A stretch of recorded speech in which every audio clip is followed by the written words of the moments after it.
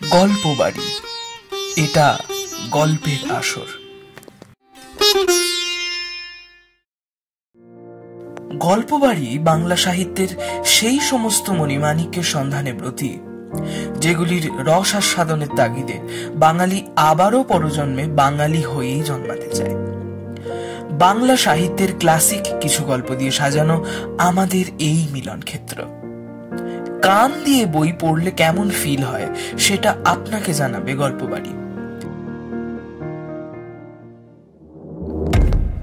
গল্প বাড়ির প্রথম নিবেদন শরদিন্দু বন্দ্যোপাধ্যায় রচিত একটি ছোট গল্প, দেহান্তর। প্রসঙ্গত, দেহান্তর শরদিন্দু বন্দ্যোপাধ্যায়ের বরদা সিরিজের শেষের দিকের একটি কাহিনী। বরদা ভূতান্বেষী। আমাদের এই বাস্তব পৃথিবীতে যে অতিলৌকিক কিছু একটার অস্তিত্ব আছে, সেই কথা সকলকে নিশ্চিত করানোর তাগিদে বরদা শুরু করে প্রেততত্ত্ব নিয়ে চর্চা, এবং সেই চর্চার খাতিরে তার ঝুলিতে যে সমস্ত গল্প জমা হয় তারই একটি ফসল এই দেহান্তর। দেহান্তরের মুখ্য চরিত্রে বরদা স্বয়ং, প্রমথ, সাবিত্রী, শ্যালক, কথক এবং ক্লাবের সমস্ত সদস্যরা। আমাদের এই নিবেদন ভালো লাগলে অনুগ্রহ করে লাইক, শেয়ার, কমেন্ট এবং চ্যানেলটি সাবস্ক্রাইব করে পাশে থাকবেন।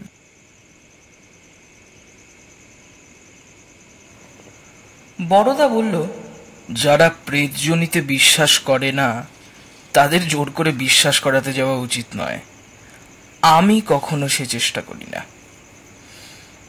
কেবল একবার গ্রীষ্মকাল উপস্থিত। মহাকবি কালিদাস বলেছেন, এ সময় সূর্য প্রচণ্ড হয় এবং চাঁদ হয় স্পৃহণীয়। সূর্যের প্রচণ্ডতা পরীক্ষা করে দেখবার প্রয়োজন হয় না বটে, কিন্তু চাঁদের স্পৃহণীয়তা যাচাই করবার উদ্দেশ্যেই আমরা ক্লাবের কয়েকজন সভ্য সন্ধ্যার পর ক্লাবের সামনের বিস্তীর্ণ উঠোনে শতরঞ্জি পেতে বসেছিলাম। পূর্বাকাশে বেশ একটা নধরকান্তি চাঁদ গাছপালা ছাড়িয়ে উপরে উঠেছে। তার আলোয় পরস্পর মুখ দেখতে কষ্ট হয় না। অধিকাংশ সভ্যই তাদের উপরের জামাটা খুলে রেখেছিলেন।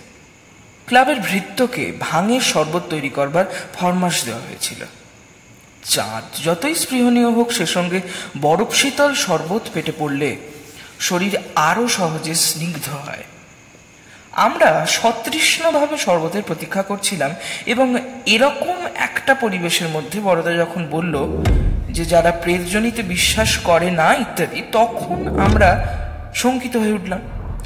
ছুঁচের মতো সূক্ষ্মাগ্র এই প্রস্তাবনাটি যে অচিরাত ফাল হয়ে গল্পের আকার দেখা দেবে তাতে কারো কোনো সন্দেহ ছিল না। ভূতের গল্প শোনার পক্ষে গরমের চাঁদনি রাত অনুকূল নয়, এজন্য শীতের সন্ধ্যা কিংবা বর্ষার রাত প্রশস্ত। কিন্তু বড়দা যখন ভনিতা করেছে তখন আর নিস্তার নেই। ভাগ্যক্রমে এই সময় শরবত এসে পড়ল। আমরা প্রত্যেকে হৃষ্টচিত্তে একটা করে ঠান্ডা গ্লাস তুলে নিলাম।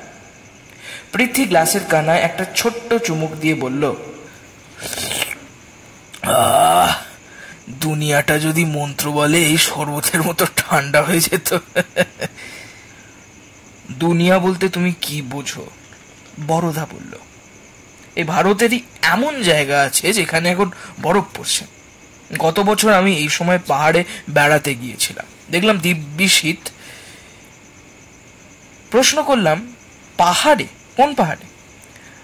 মনে করো মুসৌরি কিংবা নৈনিতাল, নাম বলবো না, তবে শৌখিন হাওয়া বদলানোর জায়গা না। আমার বড় কুটুম সেখানে বদলি হয়েছেন, তারই নিমন্ত্রণে মাসখানেক গিয়েছিলাম। সেখানে একটা ঘটনা ঘটেছিল। অমূল্য সন্দিগ্ধভাবে বলল, ঘটনা না হয় ঘটেছিল, কিন্তু পাহাড়ের নাম মধ্যে লজ্জা কিসের? বড়দা বলল, লজ্জা নেই। যে গল্প তোমাদের শোনাতে যাচ্ছি তার পাত্রপাত্রী সবাই জীবিত, তাই একটু ঢাকাঢাকি দিয়ে বলতে হচ্ছে আর কি। মাঝে মাঝে এমন একটা উৎকট ব্যাপার ঘটে যায়। যা হোক, গল্পটা বলি শোনো। হিল স্টেশনে যারা বাস করেন তাদের চালচলন একটু বিলিতি ঘেঁষা হয়ে পড়ে। পুরুষেরা সচরাচর কোট প্যান্ট পরেন, মেয়েরা অবশ্য শাড়ি ছাড়েননি, কিন্তু হাবভাব ঠিক দিশি বলা চলে না। টেবিলে বসে স্ত্রী পুরুষের একসঙ্গে খাওয়া, ডিনারের পর 2-1 পেগ হুইস্কি কিংবা পোর্ট এসব সামাজিক ব্যবহারের অঙ্গ হয়ে গেছে। দোষ দেওয়া যায় না, শীতের রাজ্যে শীতের নিয়ম মেনে চলাই ভালো। শ্যালকের চিঠি পেয়ে আমি তো গিয়ে পৌঁছলাম। 2-4 দিন থাকতে না থাকতেই গায়ে বেশ গতি লাগলো। আমার শ্যালকটা দারুণ মাংসাশী, বাড়িতে রোজ মুরগি মাটনের শ্রাদ্ধ চলছে, তার উপর পাহাড়ে ঘুরে বেড়ানো, ঘন্টায় ঘন্টায় খিদে পায়। জায়গাটা সত্যিই চমৎকার, যেমন জল হাওয়া তেমনি তার প্রাকৃতিক দৃশ্য। কয়েকটা নতুন বন্ধু জুটে গেল। এখানে 10-12 ঘর বাঙালি আছে, সকলেই বাড়ি মিশু। নতুন লোক পেলে খুব খুশি হন। একটা ছোকরার সঙ্গে আলাপ হলো, তার নাম প্রমথ রায়, বয়স 25-26। যেমন মিষ্টি চেহারা তেমনি নরম স্বভাব, ভালো সরকারি চাকরি করে। মনটা অতি আধুনিক হলেও উগ্র নয়। প্রায় রোজই বিকেলবেলা টেনিস খেলে ফেরবার পথে আমাদের বাসায় ঢু মেরে যেত। ছোকরা অবিবাহিত, একলা থাকে, তাই আমাদের সঙ্গে খানিক গল্পগুজব করে 2-1 পেয়ালা চা কিংবা ককটেল সেবন করে সন্ধ্যের পর বাসায় ফিরত। একদিন কথায় কথায় আমার শ্যালক প্রেত জনির কথা তুললেন। বললেন, ও প্রমথ, তোমরা তো ভূত প্রেত কিছুই মানো না। আমাদের বড়দা কিন্তু একজন পাকা ভূত জ্ঞানী ব্যক্তি, ভূতের প্রমাণ চাও ওর কাছে পাবে। প্রমথ হেসে উঠল, বলল, আপনি একজন শিক্ষিত ব্যক্তি হয়ে এসব বিশ্বাস করেন? কথাটা সে হালকাভাবে বললেও আমার গায়ে লাগলো। বললাম, প্রমথ বাবু, শিক্ষিত লোকেরা এমন অনেক জিনিস বিশ্বাস করেন যা বিশ্বাস করতে অশিক্ষিত লোক লজ্জা পাবে। যথা যথা ফ্রাইডিয়ান সাইকো অ্যানালিসিস কিংবা প্যাভলভের বিহেভিয়ারিজম। প্রমথ হাসতে লাগলো। সে বুদ্ধিমান ছেলে, তাই এড়ে তর্ক করল না। ভূতের কথা ওইখানেই চাপা পড়ল। আমার পাহাড়ে আসার পর 2 হপ্তাহ কেটে গেল। দিব্যি আরামে আছি, ওজন বেড়ে যাচ্ছে, মনে চিন্তা নেই, গায়ে ঘাম নেই, বিছানায় ছাড়পোকা নেই। খাওয়া, ঘুমানো আর ঘুরে বেড়ানো, এই 3 কাজে দিবারাত্রি কোথা দিয়ে কেটে যায় তা বুঝতে পারি না। জীবন এরকম সুসময় কচ্ছিত এসে পড়ে, কিন্তু বেশি দিন থাকে না। প্রমথ একদিন আমাদের চায়ের নিমন্ত্রণ করলো। আমি আর শ্যালক যথা সময় তার বাসায় উপস্থিত হলাম। আর কেউ নিমন্ত্রিত হয়নি জানতাম, কিন্তু গিয়ে দেখি এক তরুণী বসে রয়েছে। একে আগে কখনো দেখিনি। সুন্দরী, তন্নি, দীর্ঘাঙ্গী, মুখে একটু বিষাদের ছায়া। সাজসজ্জায় প্রসাধনে বর্ণবাহুল্য নেই, কিন্তু যত্ন আছে। চেহারা দেখে বয়স 20-21 মনে হয়, হয়তো 2-1 বছর বেশি হতে পারে। শ্যালক খুব আগ্রহের সঙ্গে তাকে সম্ভাষণ করলেন। এই যে মিসেস দাস, কি সৌভাগ্য, আপনার সঙ্গে দেখা হবে তা তো আশা করিনি। তরুণী হাসি মুখে প্রতি নমস্কার করে বললেন, সাপ্তাহিক শপিং করতে শহরে এসেছিলুম। রাস্তায় প্রমথবাবুর সঙ্গে দেখা হয়ে গেল, উনি ধরে নিয়ে এলেন। প্রমথ তখন মহিলাটির সঙ্গে আমার আলাপ করিয়ে দিল। ইশারায় বুঝলাম মিসেস দাস বিধবা। শহর থেকে মাইল 3 দূরে হারজাটা নামে একটা উঁচু গিরিশিখর আছে। খুব ছোট জায়গা, মাত্র 10-12টা বাংলো। সেখানে মিসেস দাস থাকেন। হারজাটা থেকে শহরের পথ সুগম নয়, মাঝে একটা উপত্যকা পড়ে, তাই সেখানে যারা থাকেন তারা মাঝে মাঝে শহরে এসে আবশ্যক মতো কেনাকাটা করে নিয়ে চলে যান। চা, কেক সহযোগে গল্প চলতে লাগলো।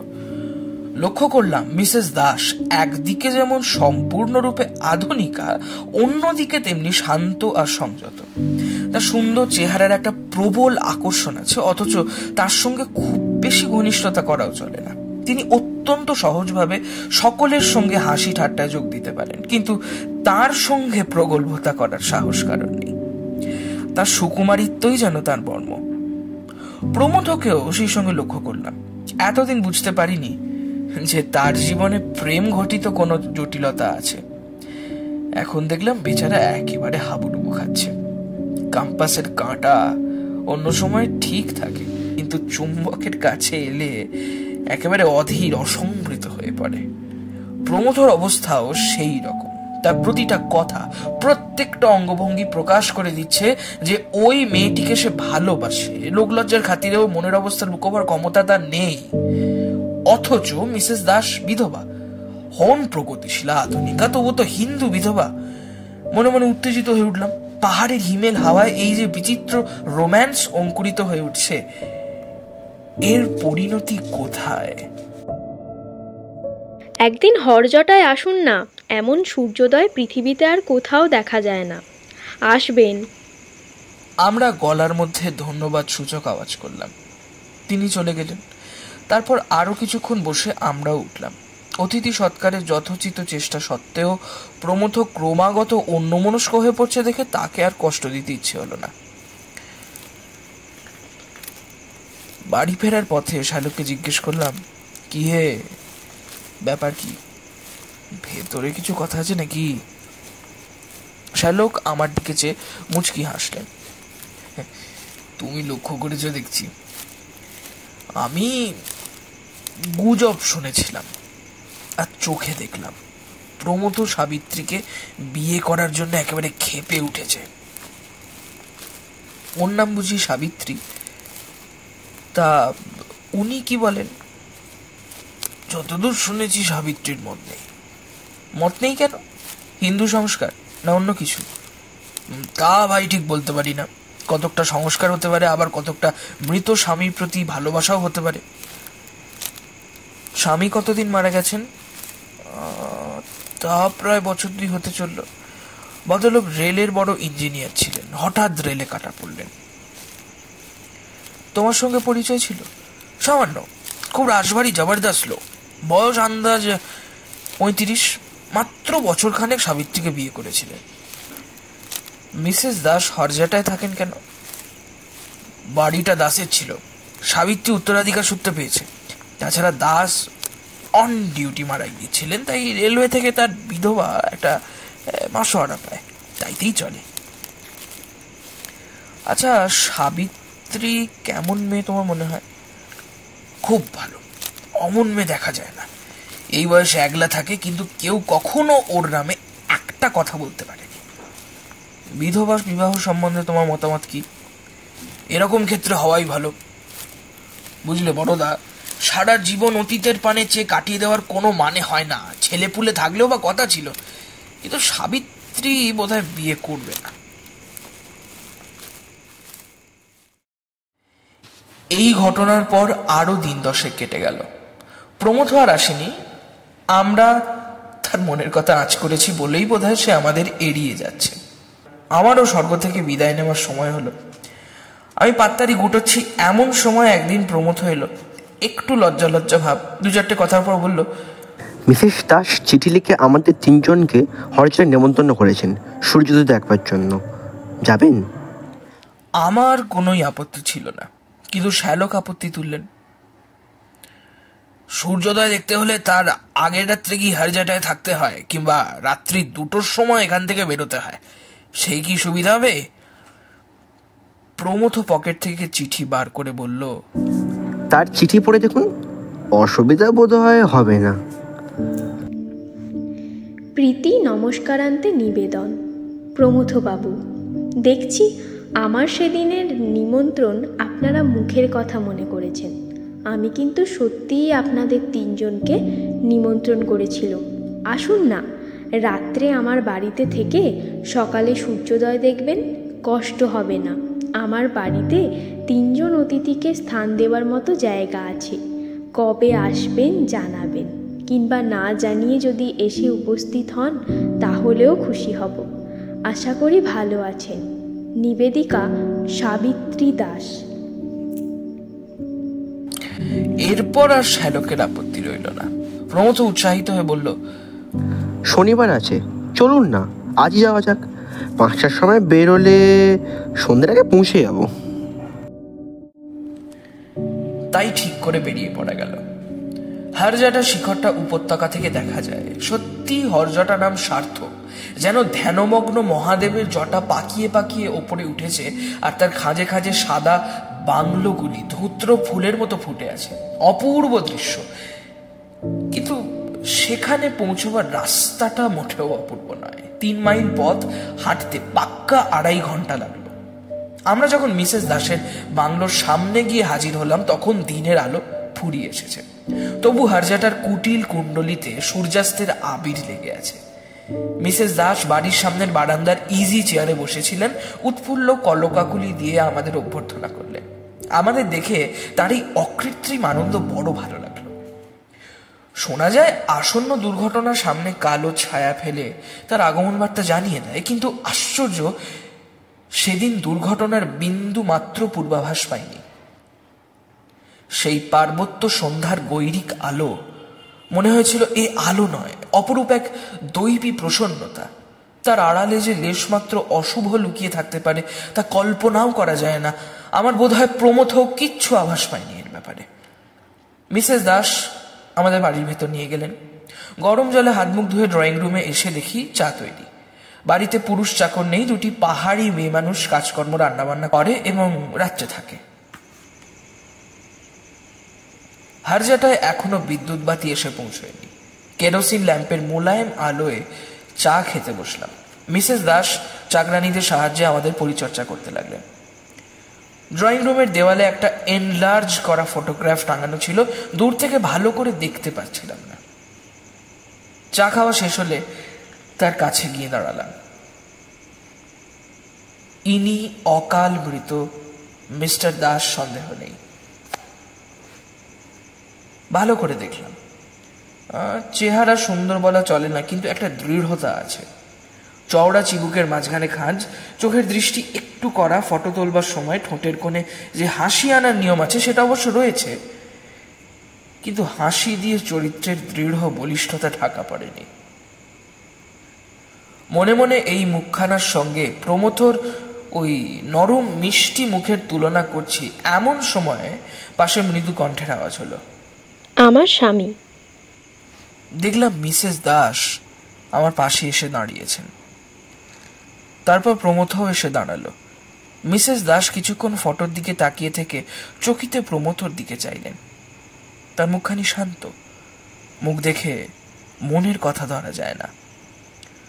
তবু সন্দেহ হলো তিনিও আমারই মতো ফটোর সাথে প্রমথর মুখ তুলনা করলেন।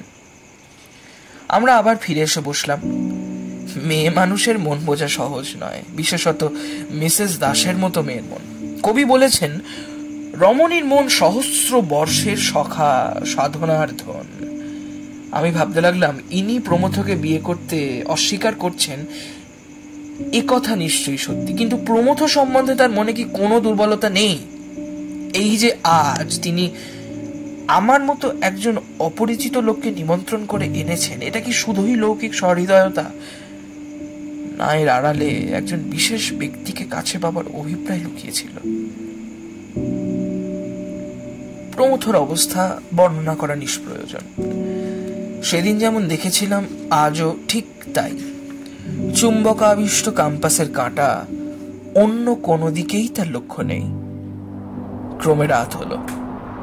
উত্তর দিক থেকে একটা খুব ঠান্ডা হাওয়া উঠে মাথার উপর দিয়ে সাঁই সাঁই শব্দে বইতে লাগলো। রান্না বান্না হতে স্বভাবতই একটু দেরি হলো। আমরা রাত্রির খাওয়া শেষ করে যখন উঠলাম তখন প্রায় 11টা বাজে। মিসেস দাস বললেন, আপনারা শুয়ে পড়ুন গিয়ে, সকাল 3:30-এর আগে কিন্তু উঠতে হবে, নইলে সূর্যোদয়ের সব সৌন্দর্য দেখতে পাবেন না। কিন্তু ভাবনা হচ্ছে এখন শুতে গেলে 3:30-এর সময় ঘুম ভাঙবে কি? যদি না ভাঙে আজকের অভিযানটাই তো ব্যর্থ হয়ে যাবে। অ্যালার্ম ঘড়ি আছে কি? না, কিন্তু সেজন্য ভাববেন না, আমি ঠিক সময় আপনাদের তুলে দেব। কিন্তু আপনার ঘুম যে ভাঙবে তার ঠিক কি? আমি ঘুমোবো না, এই ঘন্টা বই পড়ে কাটিয়ে দেব, আমার অভ্যেস আছে। অবাক হয়েছে রইলাম। আমরা ঘুমোবো আর ভদ্রমহিলা সারা রাত জেগে থাকবেন? দেখি হঠাৎ প্রমথ তার দিকে এগিয়ে এলো। তাহলে আমিও জেগে থাকি? আমার মন কিন্তু এই প্রস্তাবে সায় দিল না। আমরা দুজন বয়স্ক ব্যক্তি ঘুমোবো আর এই দুই যুবক যুবতী সারা রাত একত্র থাকবে। শ্যালক সমস্যা ভঞ্জন করে দিলেন, তবে আমরা সকলেই জেগে থাকি না কেন? আমার আবার নতুন জায়গায় সহজে ঘুম আসে না, এমনিতেই হয়তো চোখ চেয়ে রাত কেটে যাবে। আমারও ঠিক তাই। মিসেস দাস আপত্তি করলেন, কিন্তু আমরা শুনলাম না। ড্রয়িং রুমে বেশ জুত করে বসা গেল। 4 ঘন্টা দেখতে দেখতে কেটে যাবে। শার্লক প্রস্তাব করলেন, তাস খেলা যাক। কিন্তু বাড়িতে তাস ছিল না বলে তা আর হলো না। প্রথমে খুব উৎসাহের সঙ্গে আরম্ভ হয়ে ঝিমিয়ে ঝিমিয়ে গল্প চলছে। মিসেস দাস একটা হেলান দেওয়া চেয়ারে শুয়েছেন। শার্লক সোফায় লম্বা হয়ে সিগার টানছেন। আমিও একটা গদি মোড়া চেয়ারে গুটিসুটি হয়ে বেশ আরাম অনুভব করছি। কেবল প্রমথ অস্থিরভাবে ঘরময় ঘুরে বেড়াচ্ছে। এটা ওটা নাড়ছে, আলোটা কখনো কমিয়ে দিচ্ছে, কখনো বাড়িয়ে দিচ্ছে। মিসেস দাসের শান্ত চোখ তাকে অনুসরণ করছে। 12টা বাজলো। শার্লক উঠে বসলেন, সিগারের দগ্ধ প্রান্তটুকু অ্যাস্ট্রের ওপর রেখে বললেন, আচ্ছা মিসেস দাস, আপনি এই বাড়িতে একলা থাকেন, আপনার ভয় করে না? ভয়? কিসের ভয়? বাড়ির মাথার উপর দিয়ে ঠান্ডা বাতাসটা সাঁই সাঁই শব্দ করে বয়ে চলেছে। আমি একটা হাই চাপা দিয়ে বললাম, মনে করুন ভূতের ভয়। প্রমথ মিস্টার দাসের ফটোগ্রাফের সামনে দাঁড়িয়ে বিরাগ ভরা চোখে তার দিকে তাকিয়েছিল। আমার কথা শুনে চকিতে ফিরে চাইল। তারপর আমাদের মধ্যে এসে দাঁড়ালো, বিদ্রুপ করে বলল, হ্যাঁ, ভূতের ভয়? সে আবার কি? ভূত বলে কিছু আসে নাকি? বড়দাবাবুর যত কুসংস্কার। মিসেস দাস, আপনারও কি তাই মত? পরজন্ম আমি বিশ্বাস করি, কিন্তু ভূত কি জানি। ভূত নেই। ভূত শব্দের যে অর্থ হলো ভূত থাকতে পারে না। আছে শুধু বর্তমান আর ভবিষ্যৎ। এই কি যথেষ্ট নয়? তার মুখের পানে তাকালো। মুখখানা লাল হয়ে উঠেছে। প্রমথ নরম স্বভাবের মানুষ, তাকে এত বিচলিত আমি কখনো দেখিনি। যেন সাবিত্রীকে একটা কথা বলবার জন্য তার প্রাণে প্রবল আবেগ উপস্থিত হয়েছে, অথচ আমাদের সামনে বলতে পারছেন না। শার্লকও ব্যাপারটা বুঝেছিলেন। তিনি বললেন, বর্তমান আর ভবিষ্যৎ যদি থাকে তবে ভূতও থাকতে বাধ্য। আমাদের সকলেরই অতীত জীবন আছে, সেইটাই ভূত।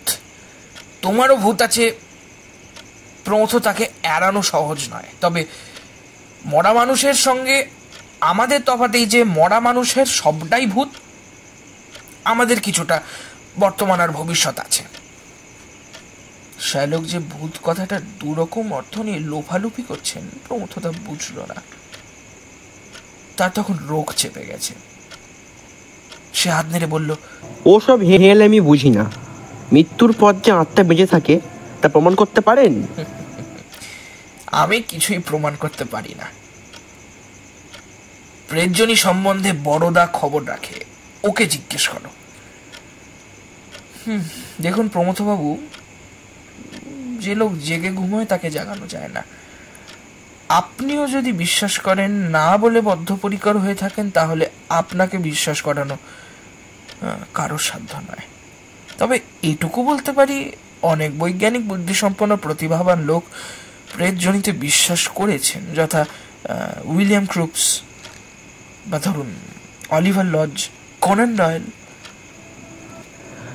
আমি বিশ্বাস করি না।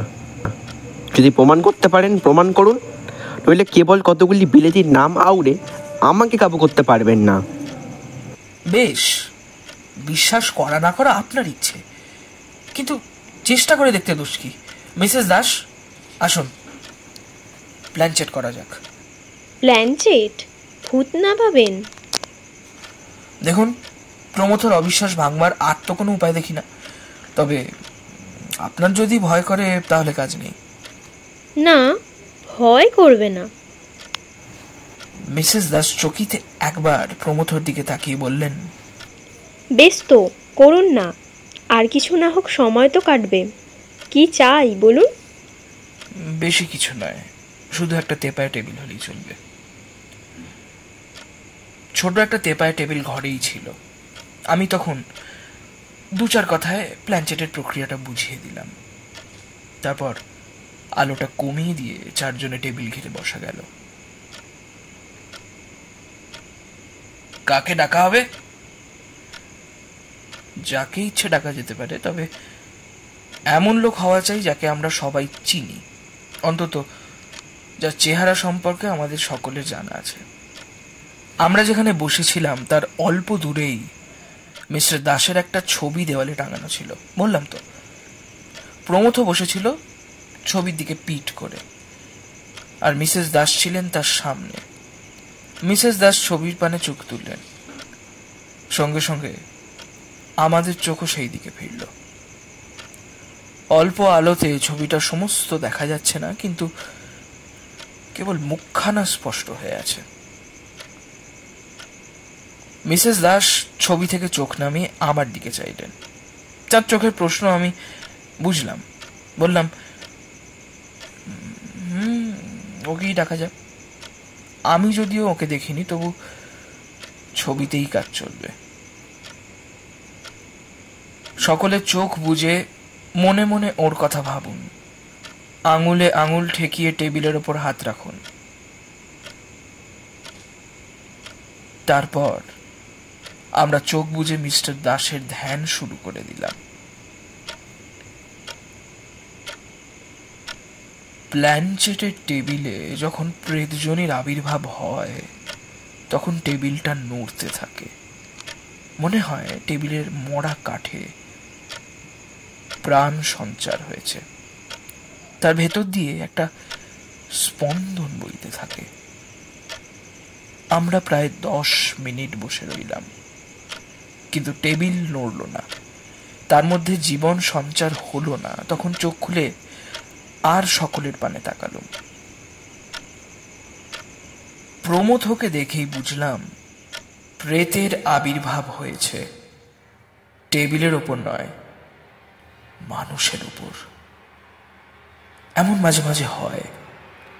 তার মুখটা বুকের ওপর ঝুলে পড়েছে, চোখ দুটো, ঠোঁট দুটো নড়ছে, মুখের চেহারা কেমন যেন বদলে গেছে। কেউ এসেছেন কি?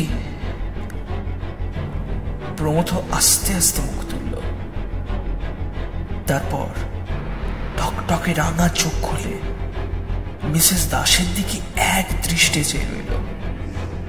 আমি হাত বাড়িয়ে আলোটা উজ্জ্বল করে দিলাম। এতক্ষণে প্রমথর মুখ ভালো করে দেখা গেল। তার মুখ দেখে আমি ভয় পেয়ে গেলাম। কঠিন হিংস্র মুখ, ক্রূর চোখ দুটো জলজল করছে। চোখের দৃষ্টি প্রমথর দৃষ্টি নয়, যেন তার চোখের ভেতর দিয়ে অন্য একজন উঁকি মারছে। মিসেস দাস সম্মোহিতের মতো তার পানে চেয়েছিলেন। হঠাৎ প্রমথ উগ্র কণ্ঠে বলে উঠল, সাবিত্রী। তার গলার আওয়াজ পর্যন্ত বদলে গেছে। মিসেস দাসের চোখ বিস্ফারিত হতে লাগলো, তার ঠোঁট দুটো খুলে গেল। তুমি তুমি তারপর যা কাণ্ড বাঁধল তা বর্ণনা করা যায় না। প্রমথ লাফিয়ে উঠে দাঁড়ালো, তার মুখ দিয়ে ফেনা বেরোচ্ছে। আমি তাকে ধরতে গেলাম, কিন্তু আমার সাধ্য কি তাকে ধরে রাখি? তার গায়ে অসুরের শক্তি।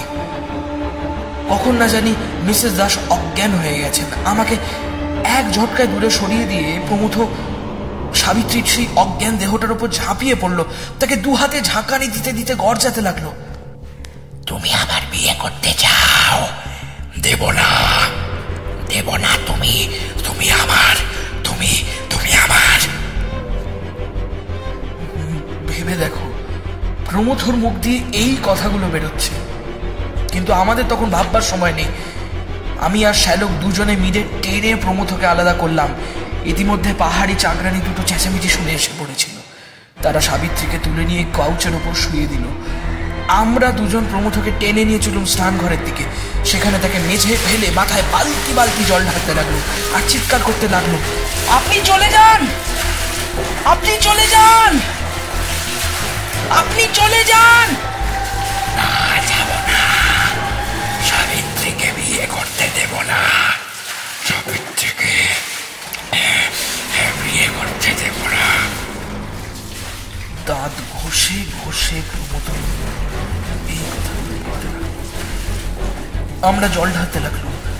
ক্রমে তার গলার আওয়াজ জড়িয়ে এলো, হাত পা ছড়াটাও বন্ধ।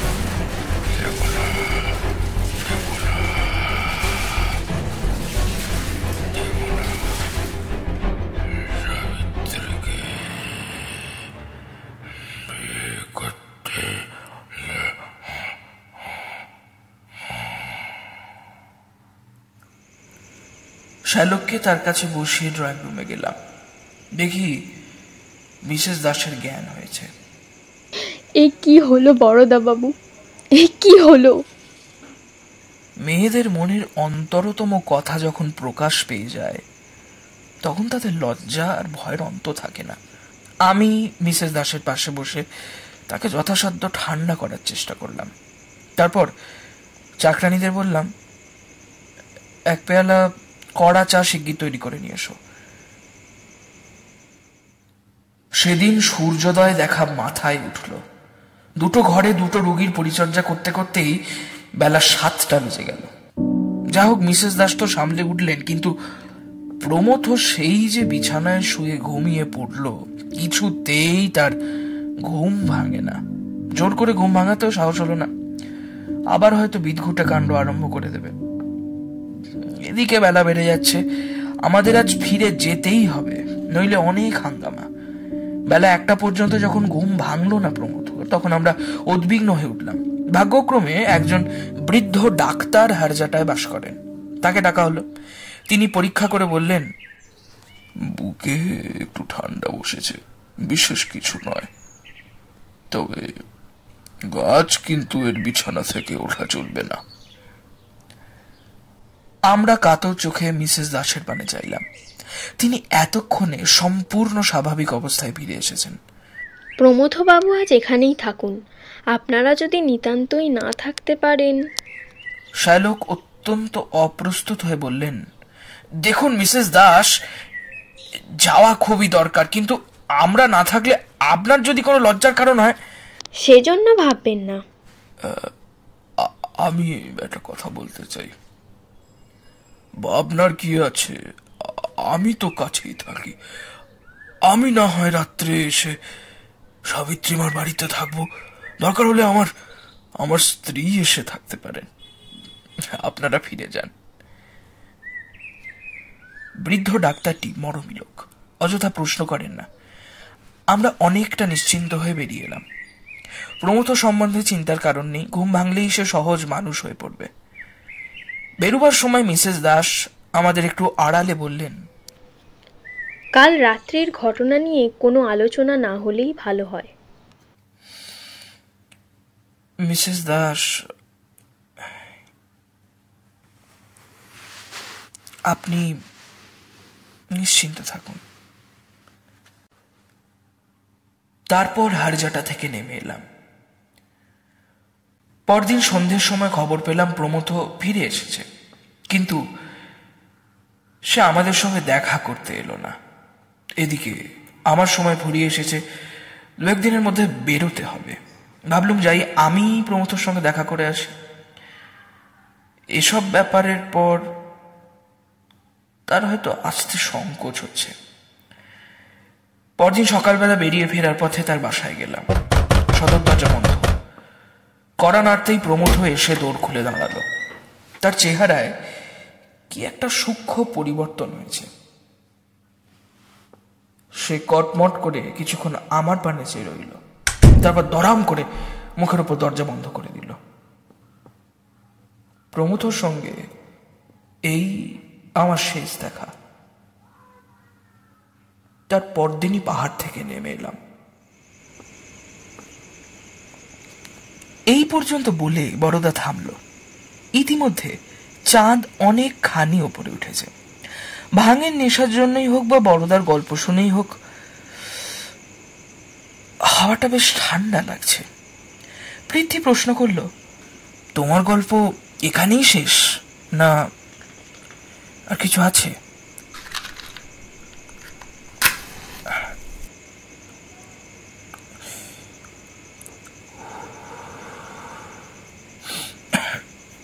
আর একটু আছে। মাসখানেক পরে শ্যালকের কাছ থেকে একটা চিঠি পেলাম। তিনি এক আশ্চর্য খবর দিয়েছেন। সাবিত্রীর সঙ্গে প্রমথর সিভিল ম্যারেজ হয়ে গেছে। আমার ধারণা হয়েছিল যে ব্যাপার ঘটছে তারপর তাদের বিয়ে অসম্ভব। প্রমথ যে শেষকালে আমার সঙ্গে অমন রূঢ় ব্যবহার করেছিল সেটাও আমি তার ব্যর্থতার প্রতিক্রিয়া মনে করেছিলাম, কিন্তু দেখলাম আমার হিসাব আগাগোড়াই ভুল।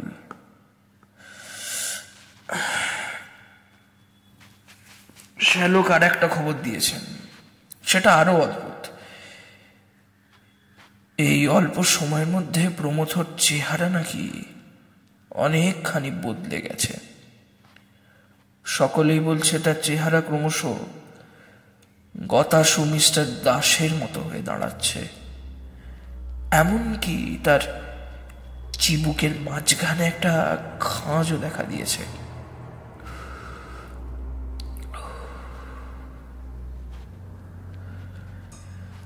দেখো, এতক্ষণ আমি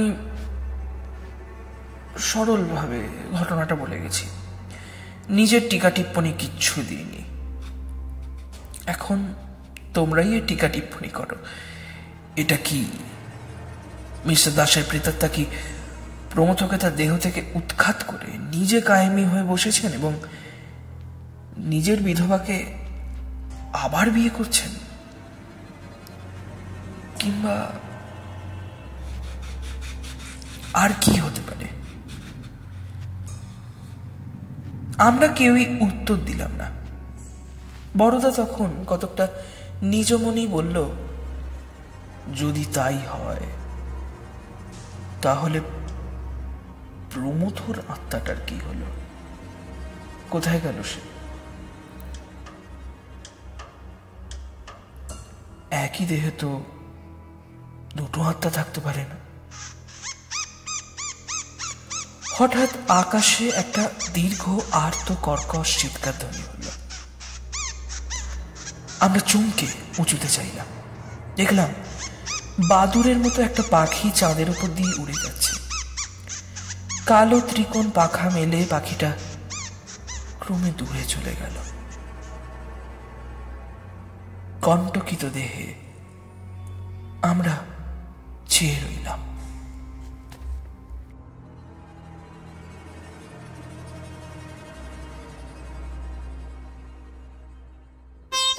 গল্প বাড়ি, এটা গল্পের আসর।